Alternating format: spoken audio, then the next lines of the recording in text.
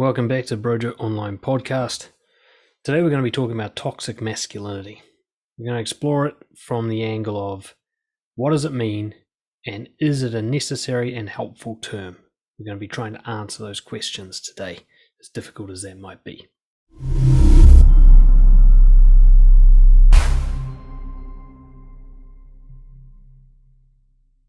So this stems from a post I did in the BROJO private Facebook group for members, and we had a little discussion about it.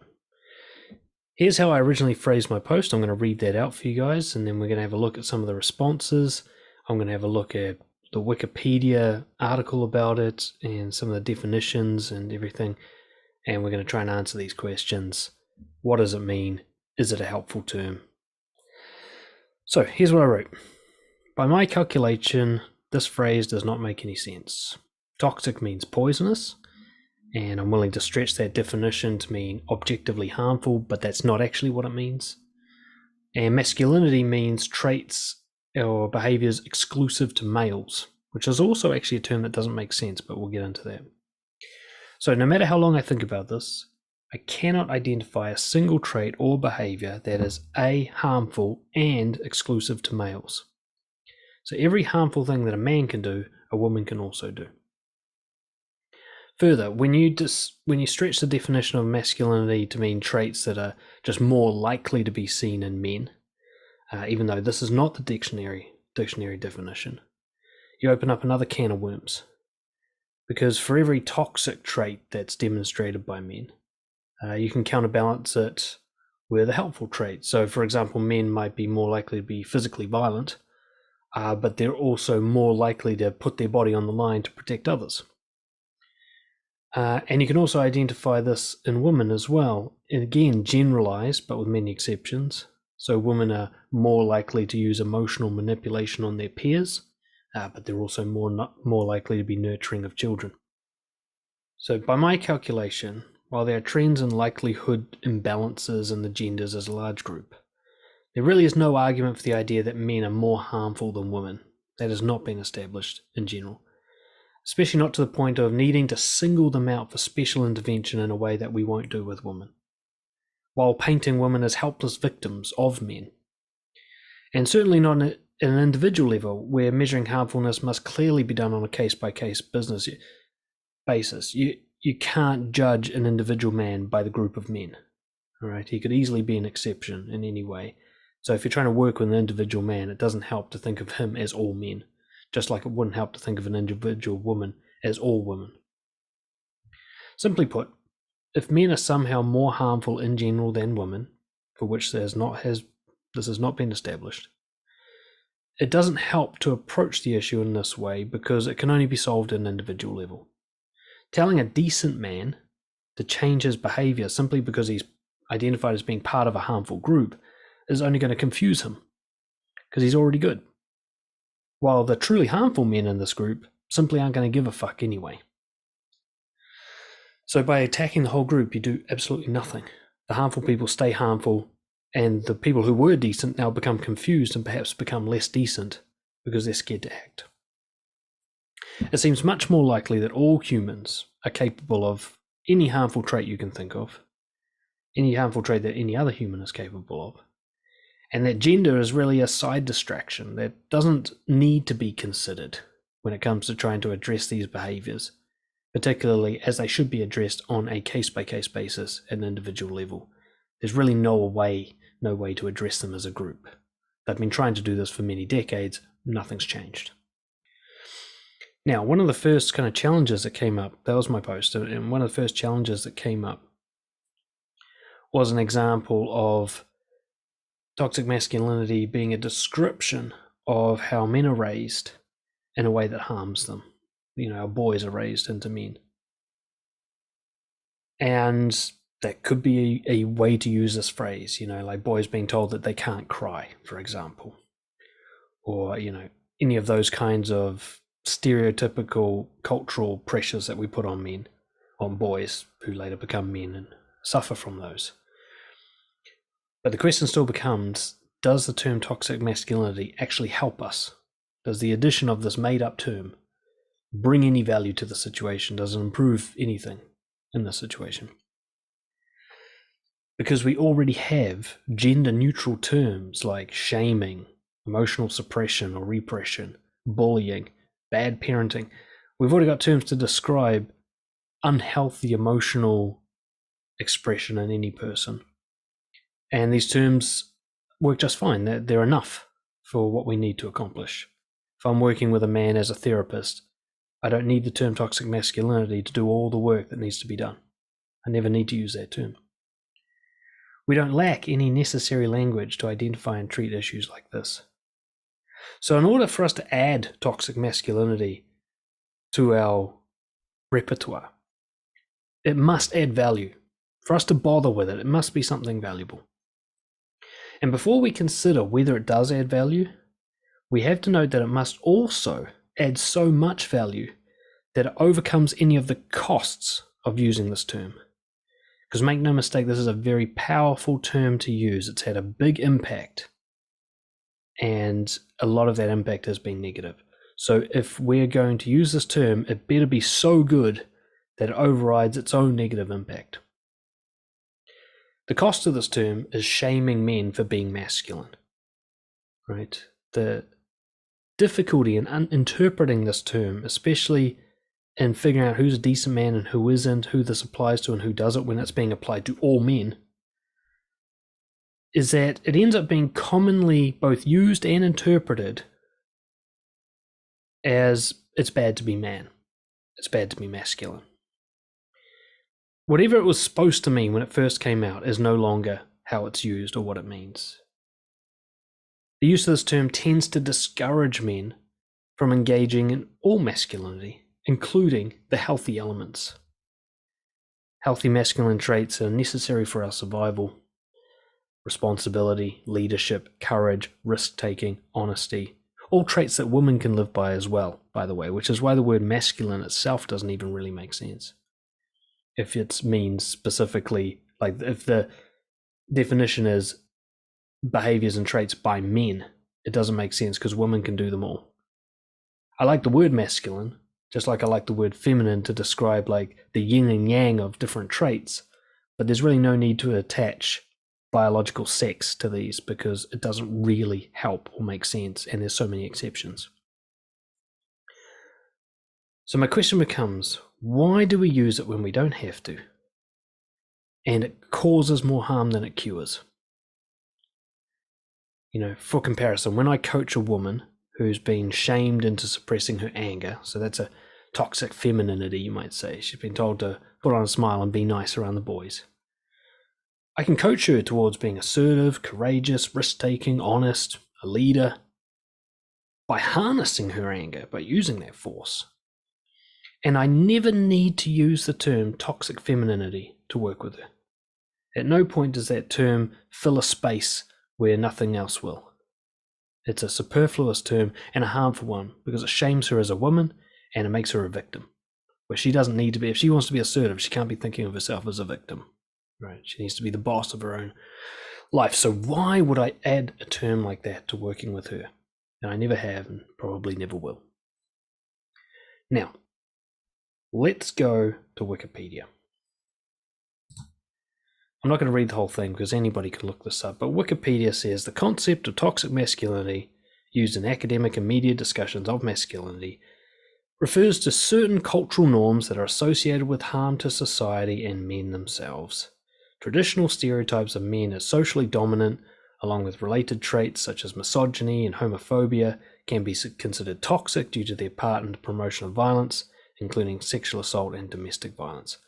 The socialization of boys in patriarchal societies often normalizes violence, such as the saying "boys will be boys" about bullying and aggression. Okay. Bear in mind, the question is not, do guys do this and is it a problem? Yes, guys do this and yes, it is a problem. The question is, what does the term toxic masculinity bring to this problem? So, just in that first kind of, which I think is pretty fair representation of what it's supposed to mean, that first definition there's already a word called hypermasculinity, which is an exaggeration of traditionally masculine traits.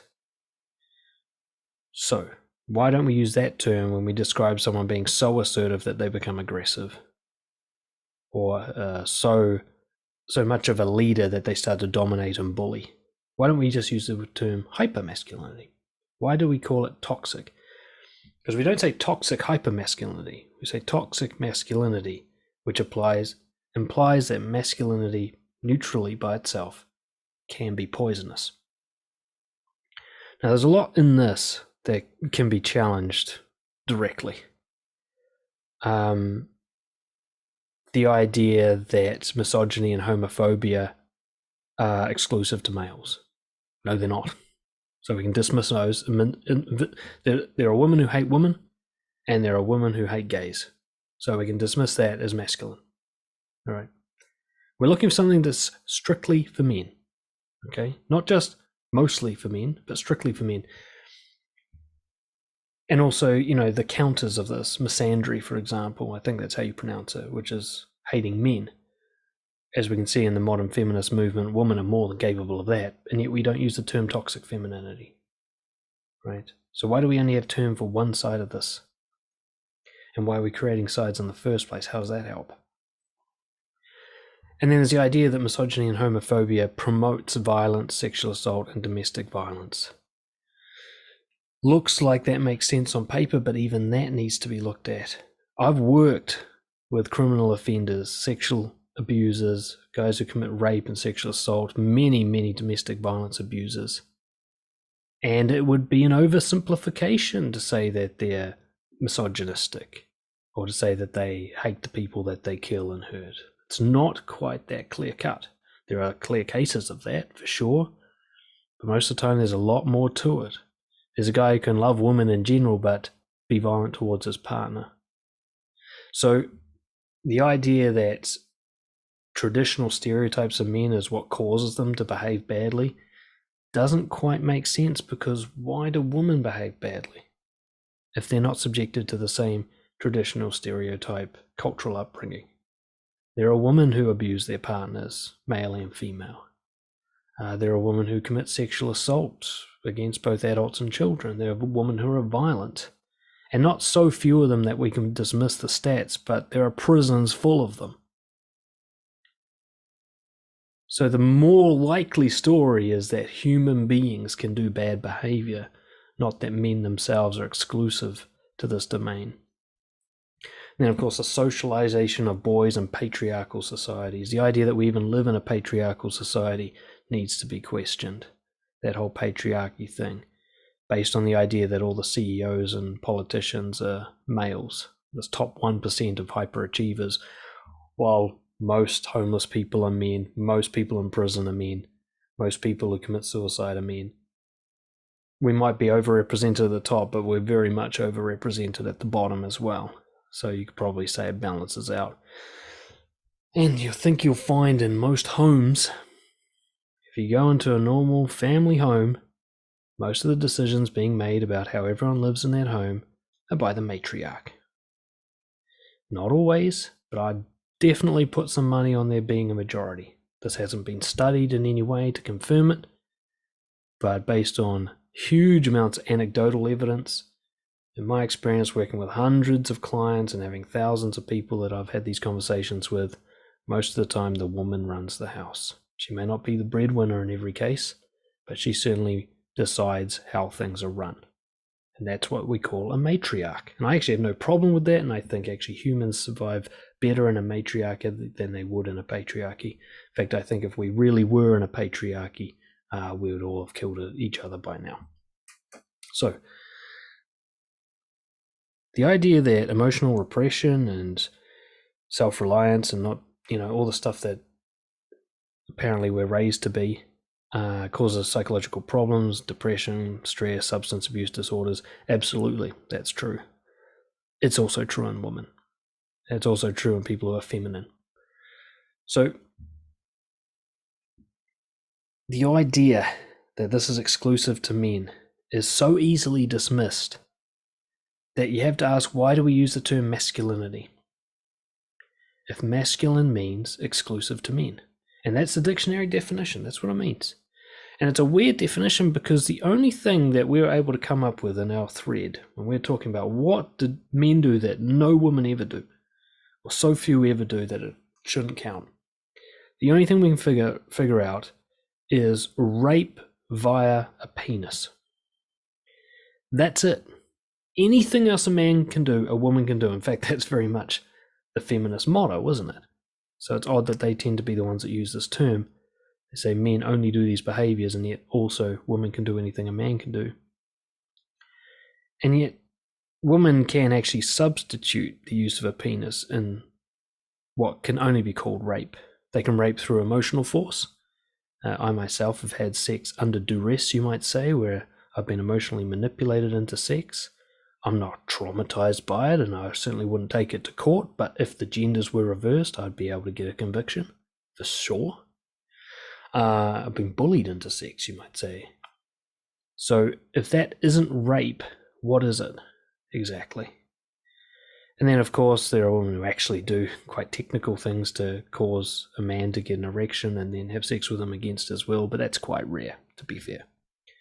But abusing young boys, manipulating them into having sex, I mean, look at all the cases of teachers having sex with students coming out of the United States. I mean, sure, this isn't a majority of women by any means, but there's plenty of cases where they are essentially being charged under a different terminology, but it is rape.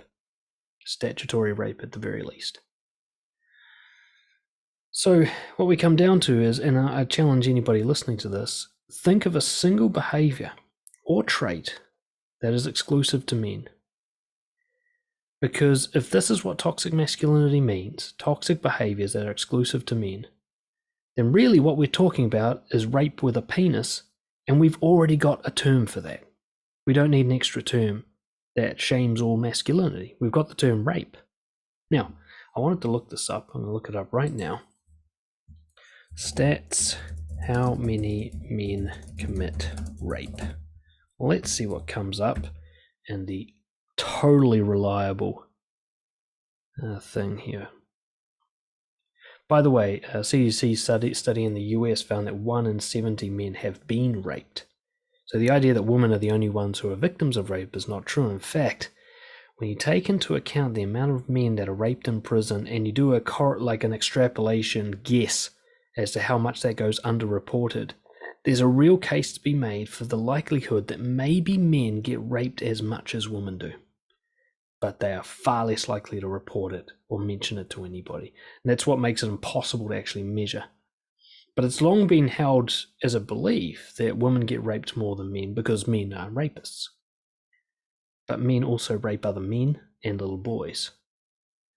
It's the same concept as like this patriarchy idea, is that there's all these men at the top, and it makes you think that all the men underneath them are benefiting from this, but we're not. We're suffering from it. Although that 1% of men at the top running everything aren't doing other men any favors. Like I said, we kill ourselves more, we're homeless more, we use drugs more, we suffer more. Physically, it can be argued. It's not really coming up obviously here. How many men commit rape? 1 in 16 men are sexually assaulted while in college. Again, depends how often that's reported. I may not be able to find this right away. Now, this is interesting. I'm trying to find the stats on how many men are rapists. So how many have been convicted, accused, suspected of rape. But all I'm getting is how many people are victims, because this isn't really studied. So I'll have to look into this deeper, but I can talk about my experience as a corrections employee. So I used to work with a lot of convicted rapists and sexual abusers. And there's a kind of general truism in the criminal world overall, which is most crime is committed by just a few criminals.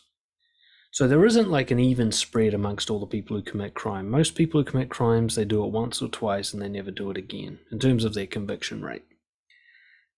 It's like an 80-20 Pareto distribution. Like most people only commit a very small amount of crime, and a huge amount of crime is committed by a very small amount of people.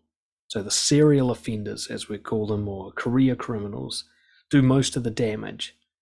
You know, if if you think of an average neighborhood, most of the cars stolen in that neighborhood are probably stolen by one dude. Okay. And if you think of most of the sexual assaults that happen on a college campus, there might be hundreds of them, but it's probably 5 or 6 dudes doing them all. Okay, to some extent. Now, that isn't really talked about or acknowledged very often, that in all crime, it's only a small people involved that do most of the damage. So when we have lots of convictions or lots of suspected rapes and sexual assaults and violence, we assume that this must be spread amongst men. And I think this is why toxic masculinity gets this kind of like all men are bad, broad brush fallacy approach. It's because it looks like so much damage is being done that there's no way this workload's been done by a small group of men. It must be spread around. Like if I go to a nightclub, half the dudes in there must be groping because of how many women get groped. But it's very, very unlikely that that's true. And I'm going to keep looking for any studies that might exist around this. But see, look at this the way it's when looking at sexualized violence statistics, nearly 99% of perpetrators are male. Now that's easily misinterpreted to say a lot of males perpetrate sexual assault, but that's simply not the case. I would suggest it's probably less than 5% of the population of men have committed sexual assault to any serious degree beyond like fumbled misunderstandings as a teenager trying to figure things out. And when it comes to violence, again, way less than half. You know, you'd be surprised how many men have never thrown a punch in anger in their adult life. But the men who are violent often and a lot and have a lot of victims. Psychopaths, for example, are extremely promiscuous. So if you've got a psychopath who is a domestic violence offender, he might rack up 30, 40, 50, 100 victims in his lifetime, all by himself. Right? So look, like 100 women were assaulted. It's hard to imagine by one dude, but that's often the case. Psychopaths, narcissist, antisocial personality disorder, narcissistic personality disorder, extreme versions of borderline. These are most of our criminals. These disordered or insane or very evil kind of people. They're like carnage. They just go around doing heaps and heaps of damage. And it's kind of similar to this patriarchy idea where you got 1% of people at the top calling all the shots, owning all the money in the land, and generally being pricks. But they're such a small percentage of the male population that talking about their gender is almost pointless. They clearly don't represent the average male. The average male is doing a lot worse than they are. And the reverse is true with criminals. The average male is a lot better behaved than all the men in prison. Again, we come to this idea. Does toxic masculinity as a term actually make sense? And I think one thing that we can dismiss as a potential definition is that masculinity exclusive to males is toxic. Okay, because it's just not exclusive to males, and it's not even prevalent in males. Most men are not violent towards their partners. Most men do not commit rape. Now, there are the lesser versions of harm that take place in the toxic masculinity definition, like repressing emotions, doing everything by yourself, putting on a tough guy act. I'm sure the numbers are a lot higher when it comes to these kinds of behaviors. We're probably starting to talk about a majority of men at this point, suffering from depression, from emotional suppression. However, we're also talking about a majority of women. Okay. Women are generally thought to be emotional, and the idea that they're suppressing emotion seems unlikely, but it's because we're looking at the wrong emotions. They express sadness and being upset more often than men do. You'll see women cry more often than you'll see men cry. But you'll see men assertively throw about their anger more often than you'll see women do it. Women do suppress emotions, just a different range of emotions. Women tend to suppress happiness more than men do, probably, in my experience at least, because they're seen to be silly when they're having a good time, whereas a man having a good time is seen to be fun. So there is an actual sexism in a way in society against women around the emotions that they're supposed to suppress. It's just a different range to men. And there's also emotions that everyone's supposed to suppress, like confusion, for example. and anger to some extent, though anger is often welcomed in the outrage age that we're living in. But grief, melancholy, depression, anxiety, both genders are told to suppress these in no uncertain terms. In their childhood, they're raised to hide these emotions. So, the idea that it's exclusive for a man to even have these minor, or comparatively minor harmful events occur as part of the cultural conditioning, again, it's just not exclusive. It's a different range, perhaps. But then why don't we have the term toxic femininity to describe the other range? Well, because for the same reason that we don't need the term toxic masculinity, we don't need it, okay? We can talk about the issues that women have and the way that they're raised and the way that they're conditioned to be unhealthy without using the term toxic femininity. In fact, some of the time that it's really toxic masculinity, if you think about it, like women are told to suppress their anger, that's a toxic masculinity problem, right, according to the definition. I can tell you for sure that most violent crime and sexual assault crime is a direct result of shame around anger. Guys don't know how to express things that bother them at a small level, so it builds up and eventually they snap.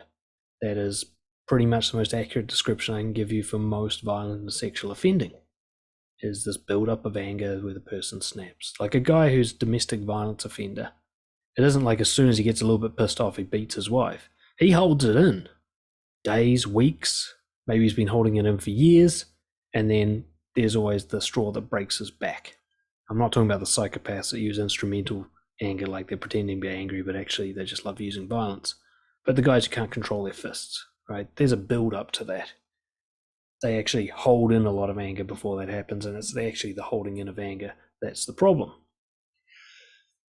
So I've really got to emphasize, I'm not saying that there aren't problems and toxic behaviors, if you want to call it that, or traits that are more likely to occur in men.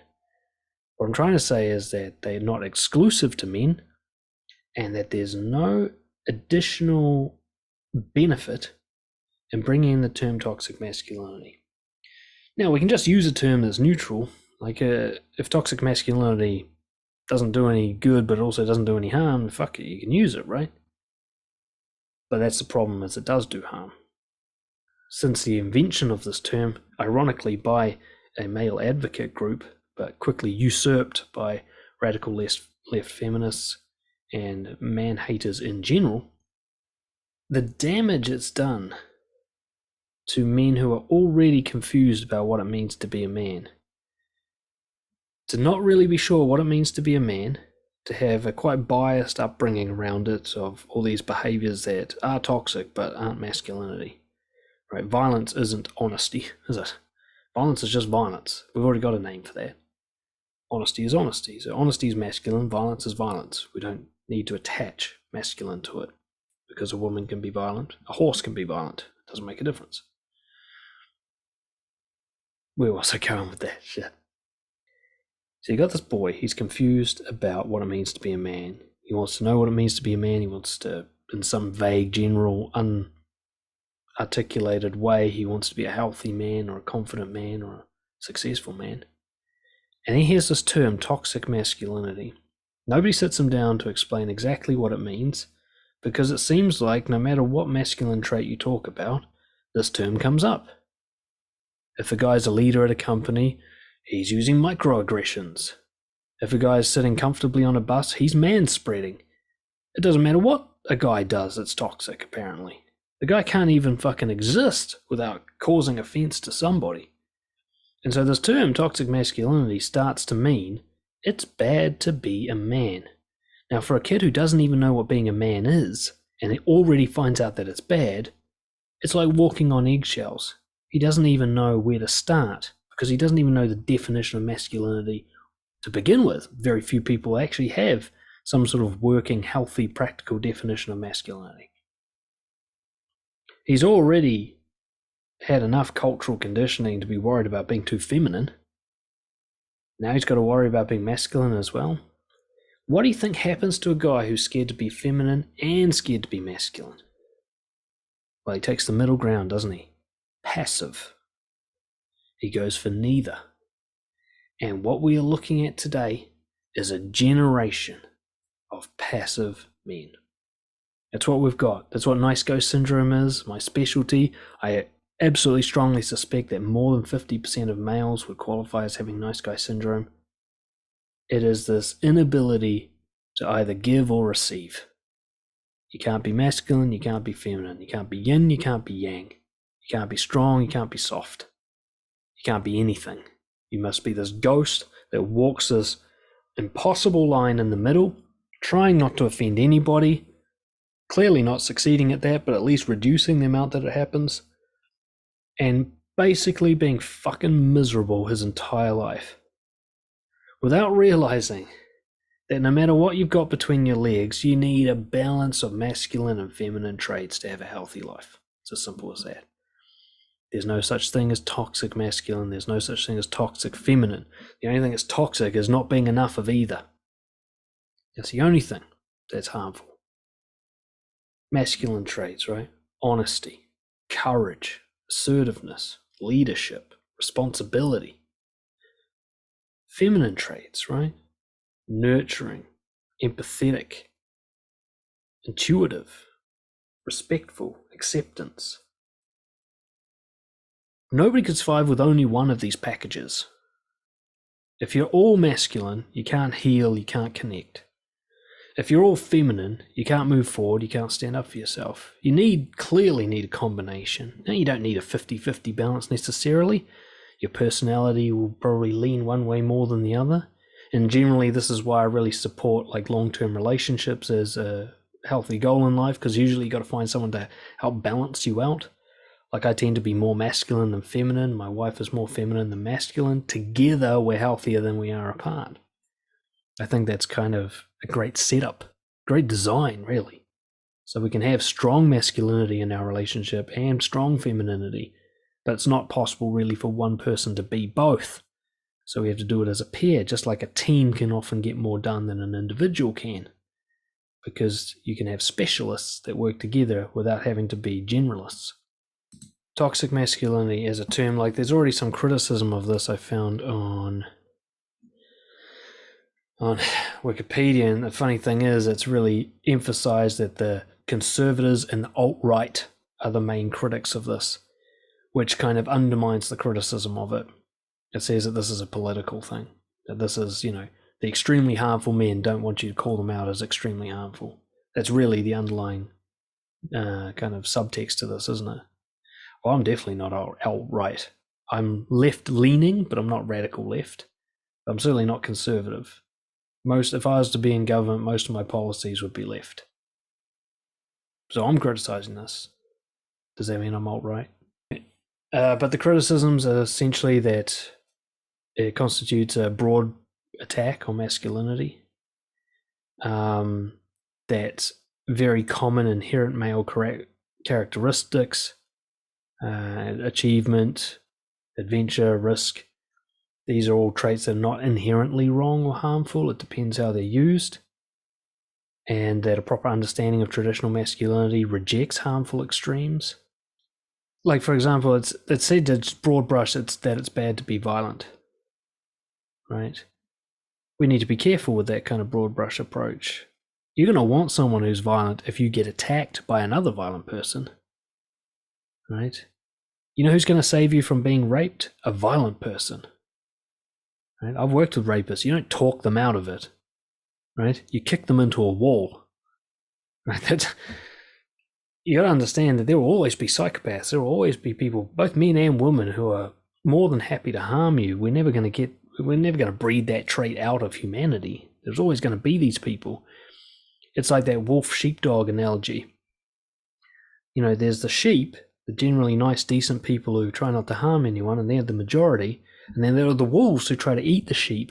And the only way to protect the sheep who can't protect themselves is to have sheepdogs. People who have the ruthlessness and the violence of the wolves, but know how to control it and direct it towards evil rather than towards good. There are people right now who have the freedom to discuss masculinity in countries because violent men protected those countries from being invaded back in the day.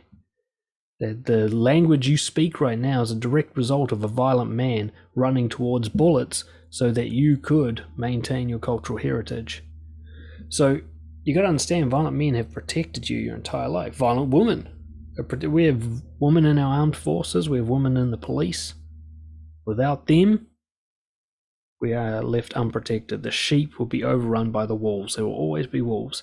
So the idea that it is inherently harmful always to be violent is not true. The main case being you need violence to solve violence sometimes. People being competitive, being labeled as harmful. That's a pretty big call, isn't it? I mean, every technological advance that you enjoy is a direct result of people being competitive, both men and women being competitive, hyper-competitive in some cases, right? Without competition, you don't have the Olympic Games or anything interesting to watch when it comes to sports.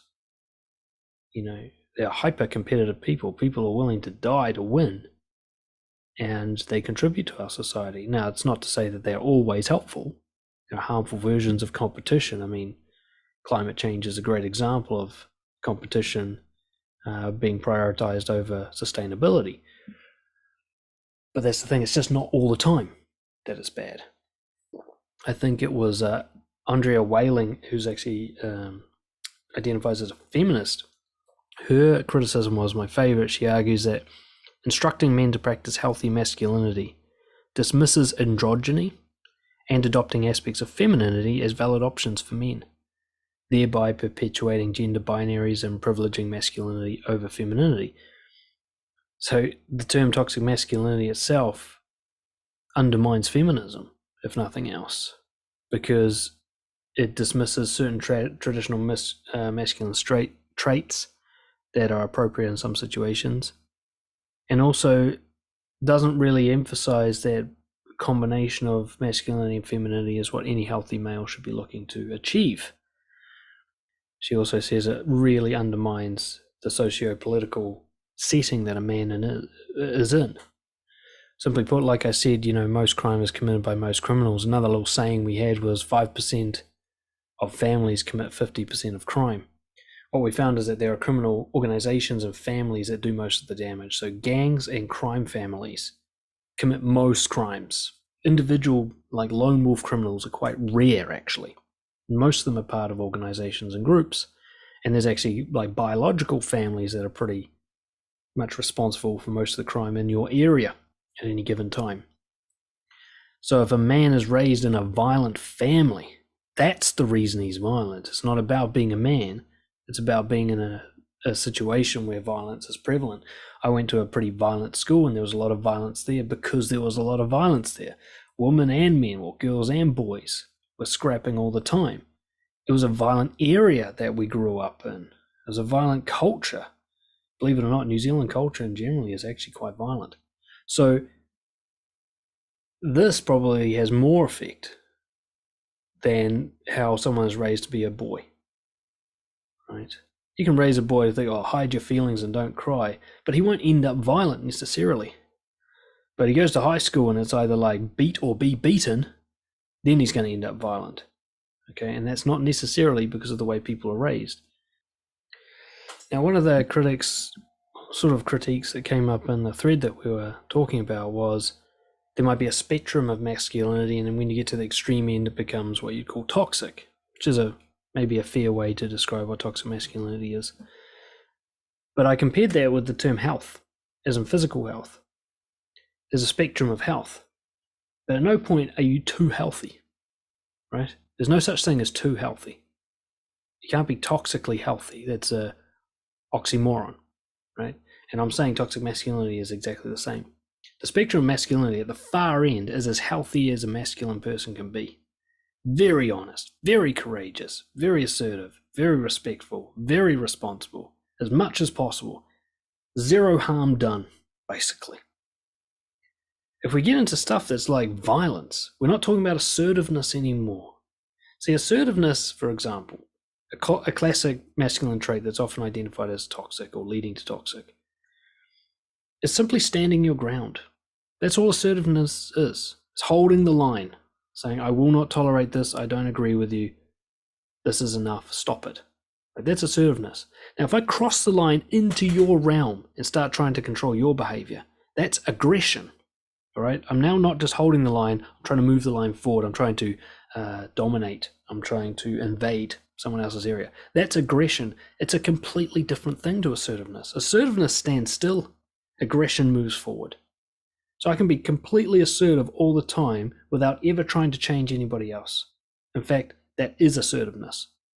As soon as I try to change somebody else, as soon as my motive is to dominate them and change their worldview, rather than just protect my own, I'm no longer being assertive. And isn't that this is now extra assertive or hyper assertive? It's not assertive at all. It's aggression. Now, aggression isn't always toxic. Like I said, aggression protects the sheep from the wolves. But even when aggression is toxic, it's not a masculine trait anymore. It's now just aggression, which could be called a toxic trait. Perhaps, but like I said, there's too many counterexamples of healthy aggression. But it's not masculinity. Aggression is not masculine. Assertiveness is masculine. Perhaps. Even then, I think there's plenty of assertive women, so I don't know why we bother with this masculine, feminine shit. But aggression, again, how can it even be masculinity or femininity when you can see it in almost any other animal, right? Like a toad can be aggressive. A female toad can be aggressive. Does that mean she has toxic masculinity? Like, it doesn't make any sense. So there's no such thing as too healthy, and I'm saying there's no such thing as too masculine. As soon as you're talking about something that's unhealthy and harmful, you're not talking about health, and you're not talking about masculinity. All right, let's say I go to the gym and I work out so hard that I injure myself. That's no longer on the spectrum of health at all. This isn't being too healthy. This is now being disrespectful to my body, right? This is now being insecure about my body dysmorphia and going too hard, or it's just being naive and ignorant to the risks of the way I'm working out. None of those things are in the definition of health, right? If I diet so hard out that I get sick, at some point that dieting was no longer healthy. It's off the spectrum of healthiness. So if I am, going for what I want, I'm being assertive and brave and honest, and I get to the point where I start harming others regularly, I'm now off the masculine spectrum and I'm now something else. I don't know what the term is, but I know it's not masculine. It may be toxic, but masculine doesn't count anymore. There are already spectrums we've got for all that kinds of behavior. For example, manipulation, whether you want to call it toxic femininity or toxic masculinity, depends on the type of manipulation. So you've got like dominance and aggression versus like invalidation and guilt tripping, which might be more likely to be used by females, and aggression more likely to be used by males.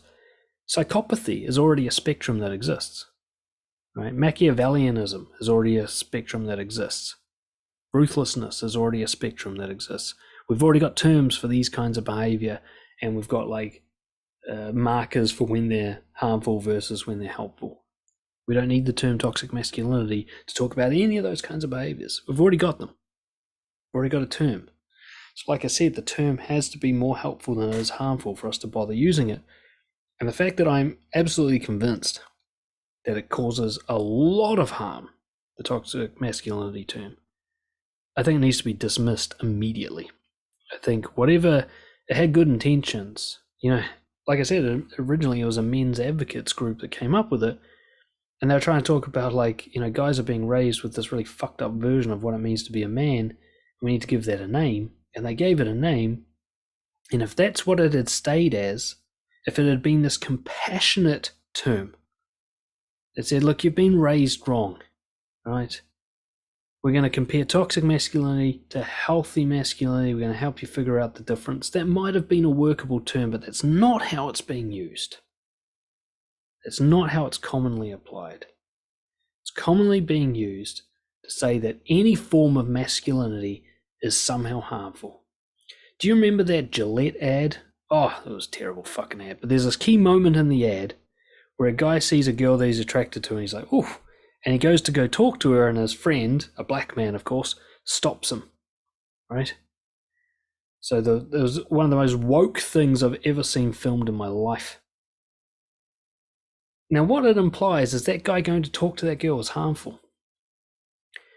Well, if you're like me, and you're a guy who's experimented with going to talk to girls and being open and honest with them, and bold, but also respectful, you'll know that at least 50% of the time, the reaction is something along the lines of, this made my day better. And the rest of the time, it's either neutral, and a very small percent of the time, you get a bad reaction. I want you to think about it. If you're just walking along the street, someone comes up to you and says, look, I just noticed you from across the thing. I don't want to make you feel uncomfortable or anything, but I think you're absolutely gorgeous, and I wanted to say hi and just acknowledge you there. If somebody came and said that to you, are you like, oh my God, I've been raped? No. The ironic thing is, I think most of the women who would complain about this kind of behavior have never had it happen to them in a healthy way. They've had the classic, like, construction workers wolf whistling at them, but that's not what I'm talking about. And that's actually not what the guy in the ad looked like he was going to do. I mean, what did they think he was going to do if his friend didn't stop him? Go grab her ass? Probably not. If that was a real guy who's got the balls to go up and talk to a woman in broad daylight in front of fucking millions of fucking witnesses, he's probably going to be really confident and really nice to talk to. Right? He's not going to go get himself, like, mob killed, right? Imagine a guy just going in front of, like, all these spectators. What would happen to that guy? Very bad things. Very few guys are actually willing to do that. So a guy who's likely to go up to a girl in the middle of daylight, he's probably done this before, knows how to do it in a way that she's going to enjoy. It's as simple as that. The ad also showed, like, a bunch of little boys bullying this other little boy. The thing is, what's missing in that situation is the kid who's been raised in a healthy masculine way who would protect that little boy. Instead, he goes running to his mum in the ad. I'll tell you what, mum's not going to be able to do shit. You know, this is schoolyard justice. Adults can't do anything about schoolyard justice. Okay? If there's bullies in school, adults can't do shit about it. The best you can do is move the kid to a different school and hope he stops being a victim. But odds are, like, no matter what, if you tell, if that mum goes to the principal, like, these kids are bullying my kid, all she's doing is painting a big target on her boy's back. The only thing that's going to protect that kid is another kid in school. Probably a boy. A masculine boy. I saw it many times when I was a boy myself. I didn't see it enough, unfortunately. There were bullies, a lot of bullies, especially in my high school. There were a lot of bullies. Or just future criminals at that point. But occasionally there was a kid who's like, hey, that's not cool. Stop it. And you'd see this kid and be like, ooh, he's got fucking balls. Right? He'd be standing up to someone twice the size and say, oh, cut it out. Or he'd be a massive dude himself quite often, you know. I remember feeling quite protected by our top rugby players at our school. If we went to a party and one of them were there and some shit started, they'd be like, oi, cut it out. And everyone would just be like, all right, sweet. Because these guys are built like 30-year-old men, you know, and they're only 17. If they weren't there, there would have been more violence, not less. Right?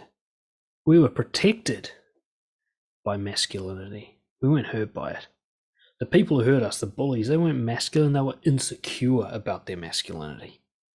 Right? If they'd been truly masculine, they wouldn't have been insecure. They wouldn't have done shitty things to other people. They wouldn't have lashed out in that way.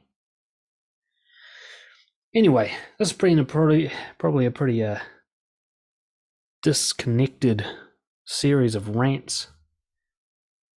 If I had to sum it up, what I'd say is, even if the term toxic masculinity made sense linguistically, which it doesn't, it's definitely not helpful. And it definitely does more harm than good.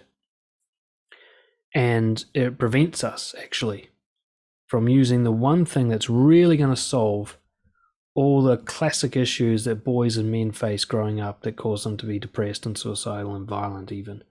And that is not enough masculinity. If you want boys to grow up healthy, you need to teach them masculinity. And in order to do that, you have to make sure that they're not afraid to go into that area. So you need to remove a term like toxic masculinity so that they don't have to be afraid of it. You also need to remove the stigma around femininity, right?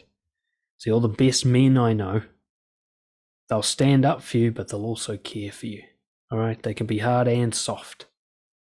There's nothing I like better than seeing a big tattooed beast who clearly wipe out anybody at a pub dressed as a fairy to have a cup of tea with his daughter. I love that, right? That combination is available. There are men like it. They should be our role models. We should be learning how to be like them Rather than trying to learn how to not be like rapists, we should be learning how to be like guys who would never rape. All right? There are guys like out there, but right now, so much they even stand up for themselves or say something offensive, they're shamed for being the thing that we all need to be more of. It's ridiculous. Anyway, that's my rant. Hopefully somebody got something somehow from it. I'll see you guys next time. Cheers.